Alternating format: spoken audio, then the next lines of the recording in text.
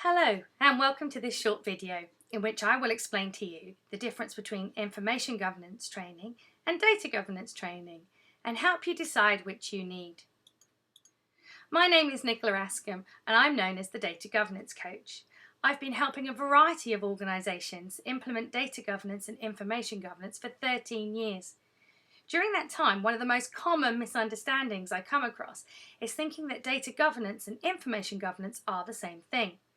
I want everyone to understand that although they are related, they are not the same thing. And in this video, I will explain why. So before we get on to the difference between information governance and data governance, we need to take a step back and have a look at the underlying components. Let's look at the difference between data and information. And I think the best way to explain this is by using the analogy of an aircraft. As you see from this picture, data is the most granular of building blocks. It's the foundation of everything you see to the right. So when we say data, we're talking about a single field or attribute.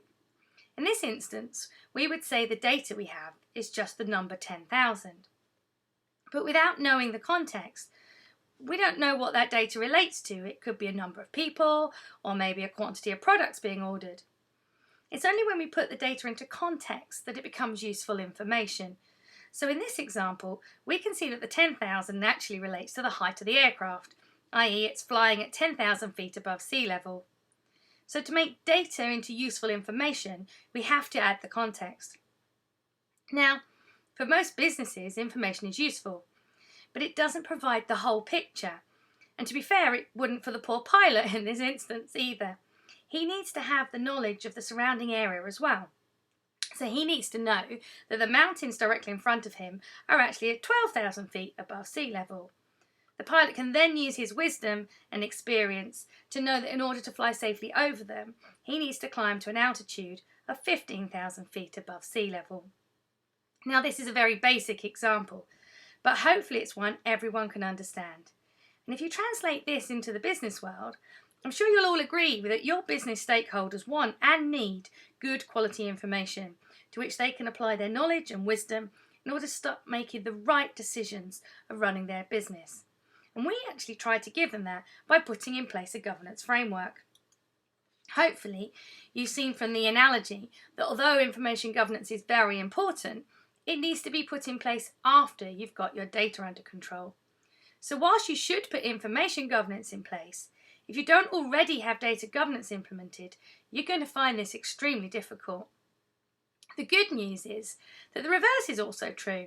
And once you have your data governance framework in place, it really is a simple process to extend it to also govern your information. So in order to know which type of training you require, be it information governance training or data governance training, you have to understand what data governance is so that you can find out whether you already have that in place at your organisation. Unfortunately, data governance is a term that many people are either not aware of or are confused about what it means. And the situation is made worse as it's a commonly misused term. So what is data governance? The good news is that it's really not as boring or as sinister as it sounds. It's about proactively managing your data so you can support your business achieve its strategy and vision.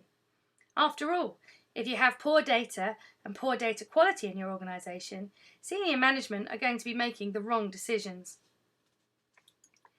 A key aspect of data governance is something called a data governance framework, which may sound as though it is a complicated thing to put in place, but it's just the structure you need to enable people to manage their data proactively.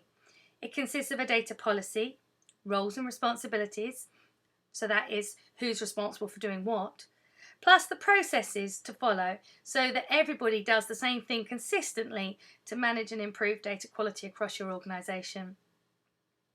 Now, many people leave data governance training with a good understanding of what the data governance framework is and what it should consist of. They may even have started to design one that's appropriate for their company.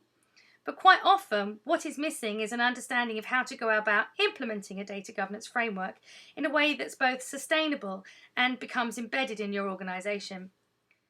In my experience, it's usually the approach to implementing a data governance framework which causes the initiative to fail.